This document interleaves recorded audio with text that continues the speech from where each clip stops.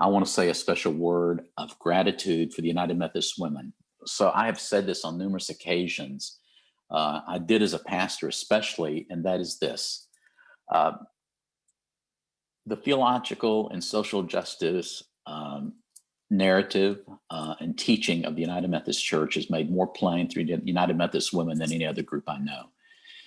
And we tend to think of it only as a mission organization because that was its very beginning. But we all know that mission is more than what we initially thought it was. And so I think it's very interesting that on any number of occasions, year after year after year, that whatever is troubling in our world, either in terms of a particular area of the world around the globe or a particular issue that it's raising its head that needs some immediate attention, it is almost, it's the movement of the Holy Spirit, I guess, that somehow fashions that to happen, or that actually helps the United Methodist Women to realize that a few years earlier, this is going to be something we need to read and we need to talk about and study about. And so I think that just that kind of intersection that frequently happens in the church, the world, and with the United Methodist Women in terms of its own learning, I think so very helpful. And so I want to say once again a word of gratitude for your work and for what you do. And I appreciate you being with us tonight, or being able to be with you tonight. I understand there's several hundred people here. And I want to share with you basically, before I really get started, to give you sort of a semi-outline of what I'm going to do. And since we're talking about non-discrimination, we all know that non-discrimination happens in any number of ways to any number of groups of people. And I'm going to focus on three especially. Of course, I'm going to focus on the issue of racial inclusion and the discrimination because to people of color. In that, I'm also going to talk about the same thing that happens because of gender, and the other because of human sexuality. So I want to be very clear about that. And so those are each of has something that probably could take a number of an amount of time that we don't have tonight. And I also then want to leave some space for you to ask questions. And some of you may have questions beforehand. If you would keep those until I am going to do a little monitoring the chat, not a lot. And there may be something that somebody raises that I think I need to attend to then, and I'll do that. But let us begin. And what I want to do is I want to remind us about our baptisms. And one of the things I so enjoyed about being the pastor of a local church is that annually that we would, on the baptism of our Lord Sunday, is we would renew our baptismal covenant. And of course, there are any number of times in which I was baptizing people in the congregation's life. And I can remember when the new baptismal covenant service came out in the late 80s, I believe. And it really actually what we did as a denomination, we reclaimed what had been traditional language that we shared with other Christian bodies as well. And I especially like this question because I think it can frame our understanding as we move forward together today. And it's the question that we have been using in the North Texas Conference for some time in terms of our own work around racism and about other things related to social justice issues. And this is this question: to renounce the spiritual forces of wickedness and reject the evil powers of this world and repent of your sin. And that is a framing question and a piercing question. And it's a question that I asked not only the family who was bringing a baby forth for infant baptism, but it's a question I asked of the whole congregation. Because anytime a baptism takes place in a congregation, what we do is then we begin to want to acknowledge that we live this life of faith alongside the person who's being baptized. And if it's a child, an infant, we're taking the vows like the parents do. And I think it's important for us to remember as United Methodist Christians, and I know there were other persons who are not on the call, who are on this call, who may not be United Methodists, but it's about not just marking a one-time event, but it's about a life. It's about a life that we're going to share together. And I think it's time for us to sort of reclaim even our early roots as Methodists in those Methodist societies in England. And that is that it wasn't just about, getting saved from the wrath to come, but that Wesley actually believed that there was this sense in which we were to live into sanctification or to be made more perfect in love. It's a question that gets asked of people who are being ordained. And this whole idea of sanctification, so they become more and more holy and more like this Christ. And Paul talks about putting on on the cloak of Christ in one of his letters.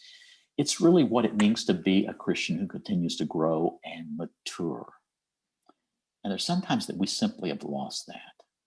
And we've talked about in terms of the formation of disciples in any numbers of ways in the church. But to be honest, it's not about just saying yes. It is about being continually renewed, reformed, remade in the likeness and the image of this Christ. Sanctification. And in fact, on more than one occasion, I have said in the conference, the sanctification in the life of a United Methodist Christian is to move to the place where there is no racism in one's being. And I simply want to say that. I'm going to give a little history of the Wesleyan movement as it began. John Wesley was deeply opposed to the slave trade, as were the early Methodist societies. And as Methodist societies were created in the colonies, that became a harbinger of what it meant to be a member of Methodist society, be opposed to the slave trade. When they're talking about abolition necessarily, just opposed to the slave trade. Later, in some respects, in many traditions, then become an objection to it in a more way. So that we tend to think, and I want to skip through this pretty quickly, that after the Methodist societies formed and then formed a church, I think Wesley was also disappointed that it was certainly the church in the South sort of started ignoring this anti-slavery piece, obvious reasons. But to be honest, we think the Northern Church did not. But the Northern Church began to no longer talk about abolition as the way as we tend to think. We also tend to think that the slave trade or the slave holding or the enslavement of people really had to do with Southern states. There are a couple of Southern states who, by the way, were enslaved people. It was legal, and that was in Kentucky and in Maryland, and it may have been in Delaware, but we need to remember that the District of Columbia was in the middle of two Southern or slaveholding states. And so DC was even considered somewhat of a Southern enclave in many ways. But I learned about enslaved people a number of years ago when I was in New York City at a continuing education event at Union Theological Seminary, and we were doing a piece about race. And we went to an Episcopal church in the Lower East Side. It was one of the older churches in the city. It was close to a place in which they began to do some digging to build a new space, and they began to find the remains of hundreds of people. And they're in Lower Manhattan in New York, close to the Episcopal Church. They had to stop digging and realize that they had, they had a burial ground for enslaved people. It became a mass burial ground. And in this Episcopal church, there was a gallery or a balcony. And above the balcony, there was another gallery that people climbed up a ladder to get to, not a stairs, but a ladder. And that is where enslaved persons worshiped. So they could only come down one at a time, and there couldn't be a mad rush, and that way there could be an element of control. I simply say that, first of all, to talk about the Methodist Church, and even we tend to think as the North was all perfect about this, and there's perhaps a degree of righteousness. They were not as strident as their other brothers and sisters in the Christian faith, or as sure about that. In fact, it did not become a part of the discipline, I believe, in that time. And this is something I've learned just recently, which is sort of interesting to think about that. I do want to say, and I want to say that what guides my own witness in terms of social justice is really, and I've been using this in a number of sermons a couple of years ago. It's like I asked the DS who would be with me at a sermon at a church I was preaching at, and it was the same church in the district. And I said, you probably could sit out this sermon and preach it. And the DS replied, well, I wouldn't do that. Probably was a good answer to give, I guess. But I want to say that I think this is the mission statement that Jesus had, and I think it's a good mission statement for the church in these days. When Jesus came to Nazareth, where he had been brought up, this is the 4th chapter of the Gospel of Luke after the temptation of Jesus. It's the beginning of his ministry. He went to the synagogue on the Sabbath day, as was his custom, and he stood up to read, and the scroll of the prophet Isaiah was given to him. And he unrolled the scroll, and he found the place where it is written, "The Spirit of the Lord is upon me, because he has anointed me to bring good news to the poor. He has sent me to proclaim release to the captives and recovery of sight to the blind, and to let the oppressed go free, and to proclaim the year of the Lord's favor." I can't think of a better mission statement for the church at this time than something of that nature, because we're in a very challenging time in our country. And there are a number of things in which we have become aware of, and that, of course, is that we do have more racism than what many people thought, or there's evidence of it more, or we're more aware of it, probably I should say. We still have the considerations related to gender equality, and even I can remember a number of years ago the Me Too movement about how the workplace is often not a safe place for women, and how it is that the workplace does not equally compensate women as they do men, or any number of things related to the well-being of women in our midst. And of course, about even, and I'll talk about the discrimination against LGBTQ persons. I want to sort of talk about it in that way. I want to go back to a piece of history I did leave out. And that was the coming of, after coming out of the separation of the Methodist Church in the middle part of the 19th century. The Methodist Church, Methodist Episcopal Church, North and South, did come back together in 1939. But there was a harbinger of racism still present, because the Southern Church demanded in many ways, there are many ways in which the Southern Church wanted to make sure that they would not have to include African Americans. And so the central jurisdiction was formed for the African American church within the Methodist Church, so that the African American churches in the North had generally been their own church. I mean, had been a part of the Methodist Episcopal Church North, but the South did not like that. And in fact, the jurisdictions were created in 1939 to elect bishops, to make sure they would elect no Yankee bishops, to make sure they would elect no African American bishops in the South. And any African American bishops who would be elected would then be in the central jurisdiction that was created for the African American church. So we've had we have a great history, and I mean, it's not good. We have a history of excluding people, and not proclaiming release to all, and to always think about things in terms of the other. And that's one of the things that I wrestle with. Is it has taken hundreds of years to even begin to get to a point where we are moving into the direction where all means all, that there's no place for thinking of another person as the other, and that we really need to think about what it means to include all of God's children at God's table. They are there. We just at times don't want to recognize them. When we begin to talk about issues like this, there's always the challenge in terms of the church versus state, and that kind of thing. So I want to say this in this way. Anytime I write or speak sometimes about racism, or did about immigration some time ago, it's like you're making a political statement. But the same people who say that, if I had made a statement that had been affirming of what the country was doing or the government was doing, that would have been a Christian thing for me to have done.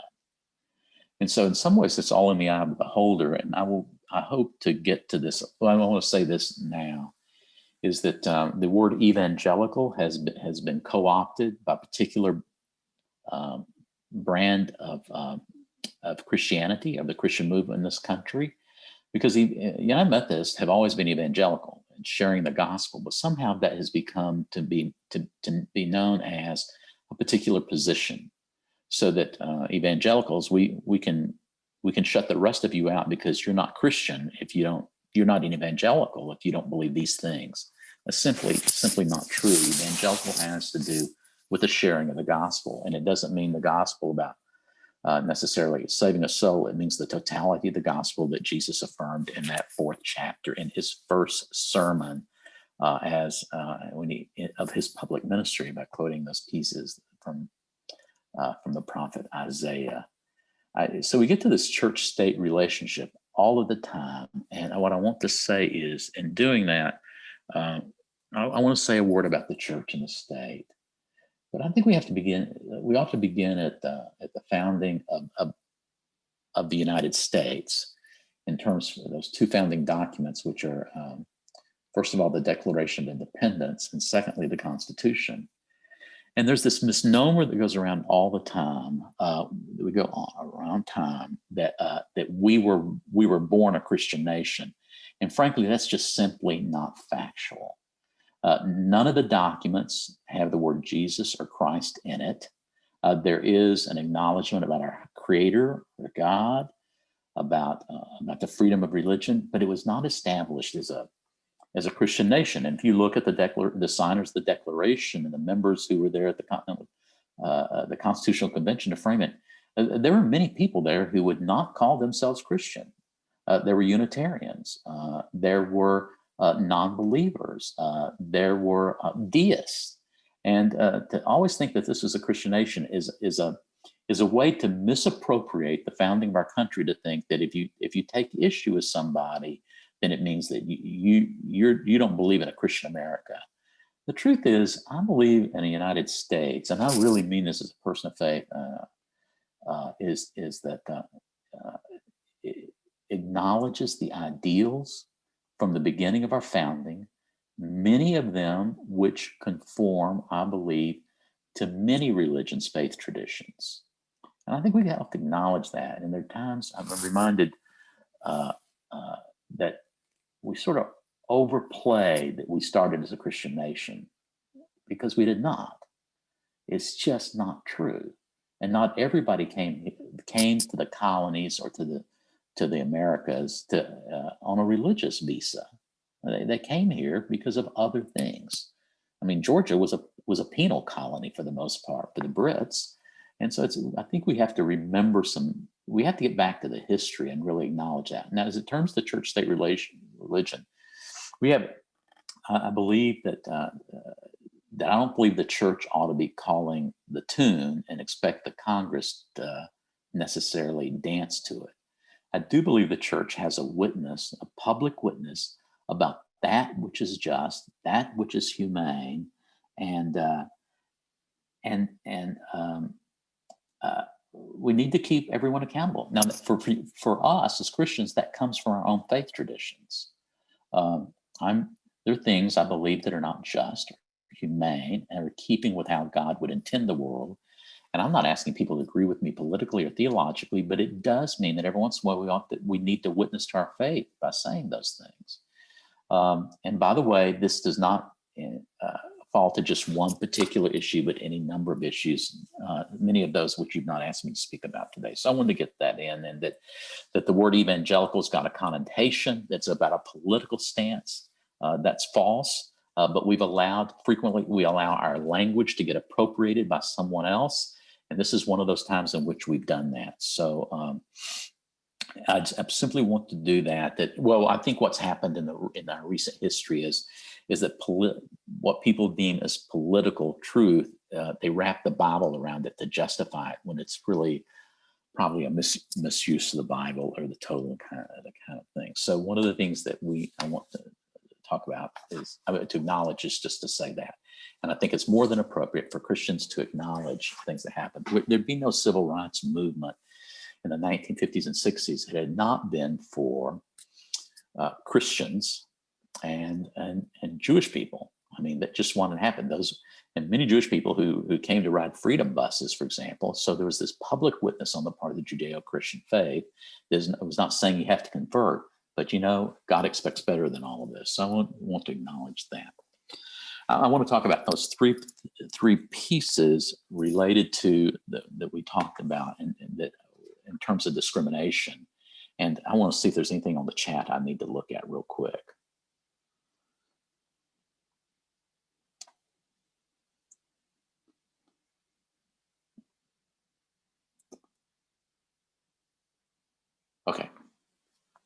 So there's not. Anyway, so I want to talk about particular issues, and I'm going to start with race because it seems to it is that which has become so prevalent in this last year.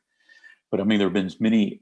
You and I have been sent signals for a long time that racism was alive and well. We may have ignored them or thinking, oh, just shake your head with a friend and move on.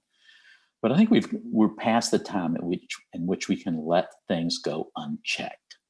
And I want to talk about race right now. I want to say to you that as a little boy, I thought that the fact that African Americans went to different places to different restaurants than we did, or did not come into white restaurants, was silly. I thought it was silly that there were swimming pools for African American kids and swimming pools for white kids. I never went to school with an African American until I was in the 9th grade, and that was one person. I never did in the 10th or 11th grade but I did in the 12th grade, because that same person who had been in the junior high came, and the person from another junior high came.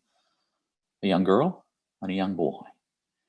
And to be honest, I went to the University of Texas in the early 1970s, and while it was a little bit more integrated, it was not necessarily that many African American students who were there. In fact, when I was there, the first African American was granted a scholarship to play football at the University of Texas. And so we have to remember that was after the Civil Rights Bill of '64. But I can remember as a young boy, frequently we would go with my mother downtown, my little brother and me, for her to do some shopping. And you don't want to leave a 7 and a 6-year-old at home alone. There's no telling what they could do. I mean, we tried to make smoke signals over an electric stove one time, and that became a problem. Yes, there were Hispanics at UT, so I want to acknowledge that. So, but anyway, we would go and we'd park in the Stripling's parking garage, and there was a tunnel underneath from the parking garage to the department store, and we'd walk there, and there were 2 water fountains there. And I learned, I'm thinking they're different, and I asked the question, so tell me about Mom, what are the water fountains? And she told me. And so from that point on, I began to drink from the water fountain that's for colored only. And it's as a 7, 8, 9-year-old, it's just, I guess, some act of rebellion, but it was just a way to somehow, I couldn't make sense about why there were separate water fountains for people. And to be honest, so I can remember the Civil Rights Act of 1964. I can remember the cloture vote. I can remember that coming to a head, and the cloture is about to break the filibuster that the Southern Democrats were doing. But the cloture vote happened because the minority leader, by the name of Everett Dirksen, a senator from Illinois, he got other Republicans to help break the cloture, which meant they couldn't filibuster the bill. The House had already passed it, and there's something we need to remember, and this shows you how fast history changes. There would have been no civil rights bill in 1964 had there not been Republicans. More Republicans voted for that bill than Democrats did. But shortly thereafter, we know what happened in the South. I'm not saying yes to Republicans or no to Republicans or yes or no to Democrats, but it's just an important piece to this history because we think it's always been this way. Anyway, so I think that I want to go to the current time in which we live, that I think there are a number of things that have happened over the past year that have just brought this racism to the forefront. And one is, of course, the George Floyd incident, in which a policeman murdered him with his knee on his neck. There have been other incidents of African American men been shot in the back over a traffic ticket or a traffic violation that was overdue and not getting paid. I think one of the more interesting pieces is Ahmaud Arbery, who was shot in New Brunswick, Georgia, across the river from St. Simon Island, which is a big Methodist heritage place. And had it not been for, this is an interesting story if you can get it, had it not been for a writer of the New York Times who found an attorney to work with, it would have never gotten out of the thing because they were going to take care of it. And those men had never, for instance, been arrested for shooting Ahmaud Arbery to death because they thought he had stolen something, which he had not. He was on a run. And if we want to understand white privilege, I want to use that murder as an example. If it had been two black men who shot a white man in the back, those two black men would have gone to jail that day. It would have been difficult for them to afford the bail, or that the bail would have been set that it was so expensive, but they would have gone to jail that day. Because you know what? Those two guys, one of them had been on the police force before, or on a civilian piece of it. And they all knew him. Oh, they didn't mean to do that or whatever. But I guarantee you, had it not been for a New York Times reporter whose editor said, you got one day, don't spend the night down there because of the pandemic, who began to tell the story, all of a sudden, this attorney who also lived in New Brunswick found out about it, and he made sure that those two guys were arrested. That is white privilege, friends. If it had been the other way around, I promise you, those two African Americans would still be in jail. And the trial would not have been good for them. But I don't know if the two white men have bailed out or not, or there may be even a GoFundMe page to pay for their expenses. But I'm telling you, but I want to say, I don't say that all white people are wanting to kill all the black people. But what I'm saying is there's a difference about how we treat people because of the color of their skin. And that's called white privilege. So racism has come to the forefront not only because of George Floyd, but also Ahmaud Arbery, but any number of things. All of us decry any kind of looting that happens. There have been things that the FBI said that some of the looting that happened and the protests of this past summer actually were not from African Americans, but from some white supremacists, just to make other groups look bad. I mean, when we get into the intricacies of this, there's no telling what we will find out. I want to talk about racism also in another way. We tend to think in 1964, 65, 67, the era of the great civil rights legislation, that once all those things were passed, okay, everything's fair. Everything is fair. But there are more African American men than a percentage of the population that should be incarcerated. African Americans have a more difficult time in terms of voting registration or in terms of making sure they get registered to vote. And just to give you an idea, in the state of Texas, during the last election, if you remember that because of the pandemic, it was said that we could vote by mail or get it in such a way, or we could bring it to polling places. But in the state of Texas, the governor ruled that there would be one place in which you could take your ballot. Now, in Dallas, Texas, look, it wasn't good for any county, but in Dallas, Texas, I know this. It was along Stemmons Freeway where the voting registration office is and everything, the people who were responsible for the voting deal. North of downtown, and I want to think about it. If you move south of 30 in Dallas, 30 cuts Dallas County in half from, and you get far enough south, there are people who have to use public transportation to get to work, and to get the public transportation there to even put in a ballot. Everything we've got to watch in terms of voting and in terms of non-discrimination is how do we keep people from exercising their constitutional right? Well, we make sure there are fewer polling places, or we make it difficult to turn in a ballot in certain places, and they could have mailed it. There's no doubt about that. But some people didn't trust the mail. We remember that. But friends, when we talk about non-discrimination, it makes sure that everybody who is entitled to vote is able to do their civil right, and that is to vote. Otherwise, to quash that voice is to say that it may not be the will of the people, however that vote may turn out.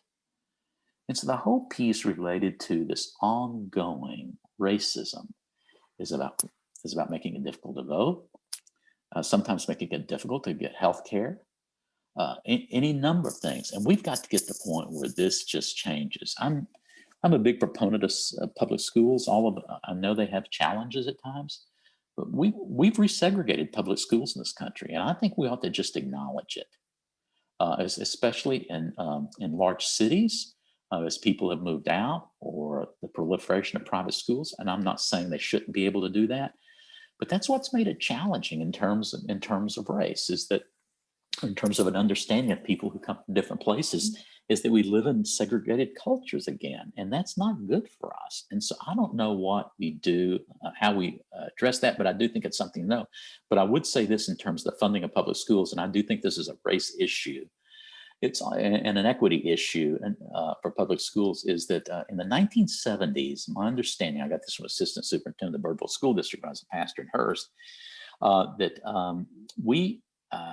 the state paid 70% of the public school funding. They funded 70% of the public school budgets around the state. The local governments were responsible for the other 30%. Well, that has flipped. So the local bodies are responsible 70%, the state's responsible 30%. And then how they get about this is that every time our county taxes go up, our school taxes go up, we complain about the tax rate. And you have to watch this in terms of racism, friends. Really, really, really watch this in terms of legislation. Is it'll come on, and then they will want to curtail amount taxes can go up in cities and counties, especially school districts, or how you have to do this for a bond or anything. And they want to put an end to that, because that is the way to starve public schools. And we've just got to remember, and a good friend of mine is a county judge in a county, and there's difficulty on county officials, city officials, public school officials about how you balance these budgets when frankly the state has just trying to squelch how much you can raise taxes. Look, I don't like raising taxes to raise taxes, but we've got to adequately fund the things that help people. Schools are one, public health is one. Any number of things. I want to say this about public health too. I do think there's a race issue, is that I learned this when I was on the accessibility committee at John Peter Smith, and that is that both Tarrant and Dallas counties have large public hospitals who do good jobs.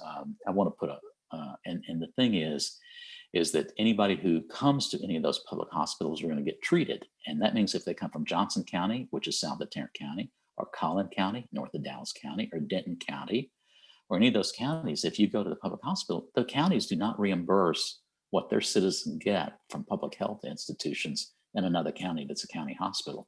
And so we're going to have to find a way to sort of even that. I know that sort of gets off of what you may think about discrimination, but I'm just telling you, this whole discrimination piece, it makes it difficult for local governments and entities to do that which they need to do at times.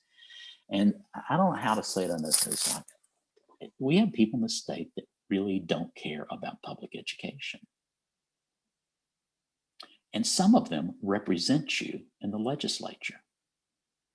They will tell you differently, but watch their votes through the legislature and it will get challenging and difficult. Some of you take issue with what I'm saying.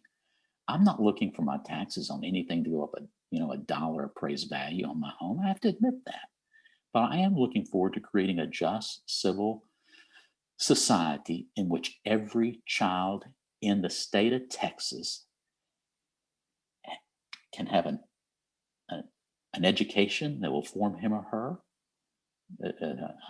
I'm also for everybody being able to get registered and vote at a precinct that's close to them, to vote on whom they wish to vote for. And I'm also in order for everybody to have health care. We need to find a way to expand Medicaid to poor and underserved communities, because we don't need our people of color to be the sickest people in a county or in the state. It's not right. It's not right. It's not right. So I sort of waxed and waned about that a little bit, maybe too much, but I just wanted to say those are things that I'm beginning to think about a lot. Our public schools and public health, they are so important. And of course, the right to vote. I want to remind all the people who are Anglo on this call, this will happen after I die. But the way I begin to think about how I vote or what I'm for is I used to think about it for my children. I now think about my grandchildren. The Anglos in this state will be below, will not be a majority. We'll be outnumbered. And to be honest, we got to start treating people how we want to be treated later. And there's an important piece for us to remember about that. So I'm going to move off that to my next piece, and this is about gender. I want to check the chat again and see if I missed something or I've sort of angered anybody in the room. By the way, I don't lose sleep getting angry about talking the truth here. So, well, we all want better outcomes in school. There's no doubt about that. Okay. I'm going to keep moving. Then I'm going to talk about gender for for a few moments. I have 2 daughters. They're smarter than any of your sons. I just want you to know that. And I say that somewhat tongue in cheek, but to remind us that it still is not easy for a woman to climb the ranks in a corporation, although I think corporations may be better than the church, to be honest. And it should not be. We should create all equal. I mean, Paul wrote in Galatians, male or female, slave and free. So I think this is an ongoing problem in terms of sexual harassment in the workplace, in terms of any number of things. I do think that somehow corporations and even athletic teams are really maybe more alert to this than we know about discrimination against women. I just saw somebody the other day that lost their job because of a tweet or text he sent 5 years ago when he was working for another team. I'm telling you, so that people are taking this seriously. And what I want to say is that anytime we frame a conversation or about the other, then we know that there's mischief afoot. Mischief afoot about discrimination, about race, income levels, gender, any number of things. And so I'm going to move then to the next piece, and I'm going to talk about the LGBT briefly. I'm going to remove the church's position about this, not because I don't think it's important, but since we're talking about legislative matters, and to simply say that it's discrimination in the workplace has no about place in our country, our state. And we were getting perilously close. And yeah, this is a political state, but I'm glad that President Biden walked those things back pretty quickly. We've got to remember those executive orders, and those are not necessarily. We need to find ways that we can, as a country, we can do the legislation stuff again instead of every president have to issue executive order, because the political system is just broken and frozen because each party is going to just filibuster all the time to keep anything from happening. I told B, I'm going to go ahead and tell the story. I wasn't going to tell it. I told B the story the other day about Lyndon Johnson. First of all, I'm noticing that Lyndon Johnson is being named more and more. Take the Vietnam War out, and it's hard to give him anything lower than an A. And I won't go Vietnam War, but I was privileged right after the LBJ library opened to go on a private tour of the library with five other students at the University of Texas. That was hosted, and really the host for the tour and her guide was Lady Bird Johnson, which was just like unbelievable in terms of the things she said and what we spent 3 hours touring the library. And it was shortly after it opened, and I lived pretty close to there at the time in an apartment down Red River. Anyway, we weren't going to get to see the president that day, but we were still seeing something, and the call came down, and they invited us up to the president's office. And so we're at President Johnson. He died shortly after this meeting, I might add, and he was at his desk, and we introduced ourselves to him, and he could remember each one of our names as he was talking, and which I thought was pretty masterful. But I asked him a question. I said, "Mr. President, what was your greatest achievement in office?" And I thought I'd get a 2-minute answer. And he would talk about the civil rights bill. Well, 20 minutes later, he finished. And he talked about civil rights. He talked about Medicare. He talked about the Voting Rights Act. He talked about equal housing. Went on and on and on and on. And all of those things were designed to include people in the great American experience, including elderly people who didn't have any health insurance, just so they would have health insurance in terms of Medicare. And he pulled this letter off his desk and he reads it. He said, I got this letter today, Mike. I want to read it to you. And I'm thinking, man, I'm special. He knows my name. He said, dear Mr. President, had it not been for the Medicare bill, my mother would have died because she would have had no access to health care. So anyway, I simply meant that to talk about this racism piece and gender in some respects, although he wasn't necessarily embracing that at the time, to talk about we cannot think of people not having basic rights to food, shelter, and health care and equal opportunities in this country, or we begin to think of it as the other. So on the LGBT, that's the way in terms of our country, it's like people ought to be in the workplace. They should not be discriminated against, and they have a civil right to marriage, and it should happen, and it has happened. And it's, I will say to this, I go to a number, I've not been in person since last March to United Methodist churches, but a couple. And every time I go to church, I meet a couple who are married of the same gender. And they come and visit with me. And they tell me, and of course, I immediately, as we're talking about it, they acknowledge our church's position, and they acknowledge they're grateful that the North Texas Conference has been very, very welcoming in many ways, more so than and United Methodist as well. And they're grateful for that. Now, it's not enough. I want to say that. I don't like saying, well, there'll come a time, but history gets a little old when you live it for too long. But anyway, but I want to say is that there are times I've met couples who have children, and as I've met the children and they've been to describe their children to me, I realized that this couple was very, very compassionate, because I don't know,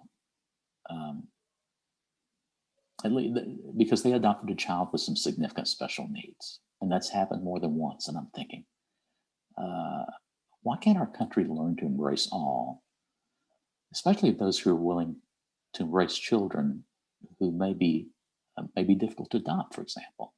So anyway, so I think anyway, I'm gonna stop there. I think B, and I do think we have to be I'm sure there's going to be something in terms of the new bathroom bill that's going to come. We ought to all be alert to that. I think it's anyway, it's problematic, and there's always a subtlety under some of these bills. You read them closely and you realize it's something else they're preparing for later. So I just want to remind you of that. It's sort of like the first stroke to take.